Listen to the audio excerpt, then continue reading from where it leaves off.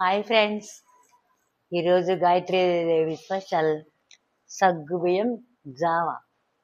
ఈ వేసవికాలం, శీతాకాలం, వానాకాలం చాలా మంచిది ఆరోగ్యానికి. ఎలా చేస్తారో చూపిస్తాను, చూడండి. ముందుగా కొంచెం యాలక్కాయలు తీసుకోండి, మిక్సీలో వేయండి. ఒక అరకప్పు పంచదార తీసుకోండి, ఇది మిక్సీలో వేయండి. రెండు కలిపి మిక్సీ వేసుకోండి.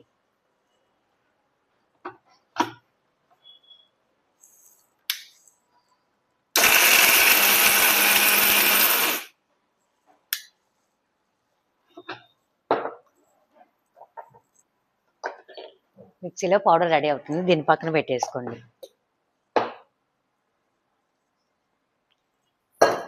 ఆ యాలక్కాయ పౌడర్ అన్నిటికీ టీలోకి ఉపయోగిస్తుంది, ఏ స్వీట్లకైనా ఉపయోగిస్తుంది.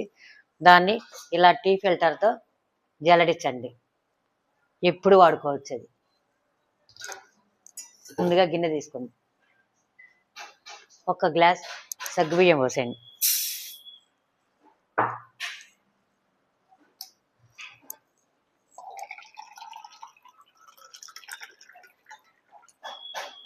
ఒకటి ఇలా 4 గ్లాసులు వాటర్ పోయండి.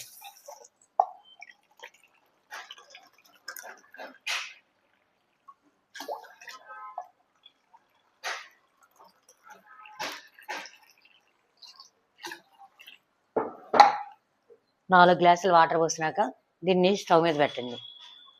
ఒక గ్లాస్ సగ్గుబియ్యానికి 10 మంది దాకా తాగొచ్చు.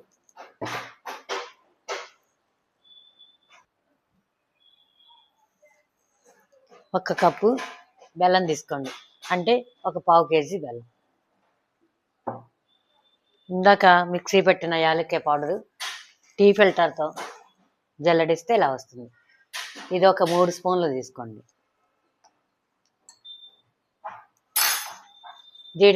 కొంచెం జీడిపప్పులు మీకు ఇష్టమైనన్ని నెయ్యిలో వేయించి పక్కన పెట్టేసుకోండి.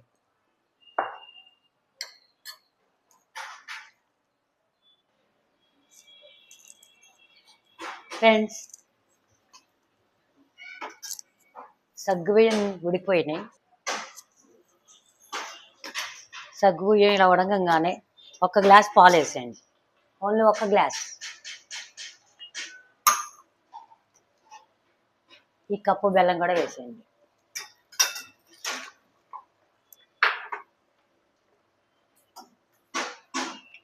రెండు స్పూన్ల యాలక్కాయ పొడి వేసేయండి.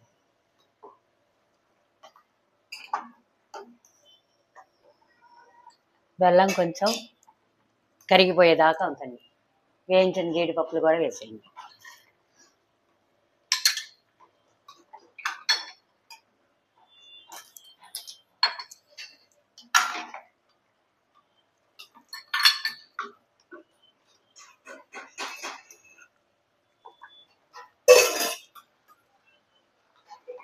రెండు నిమిషాలు స్టవ్ మీద ఉంచండి, బెల్లం కరిగేదాకా ఉంచండి.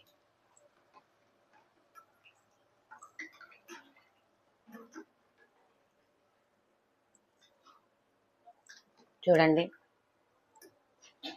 ఇలా గోల్డ్ కలర్లో వస్తుంది పాయసం అంతా.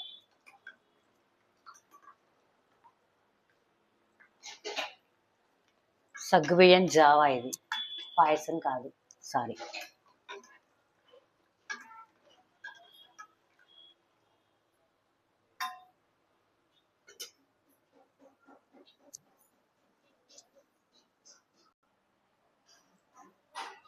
ఫ్రెండ్స్, సగ్గుబియ్యం జావా రెడీ. చూసారుగా, 10 మంది తాగొచ్చు మనం చేసిన తక్కువ వస్తువులతో. నా ఛానల్ నచ్చితే షేర్ చేయండి, లైక్ చేయండి, సబ్స్క్రైబ్ చేయండి. Gayatri Palluri 5476. Okay friends, bye.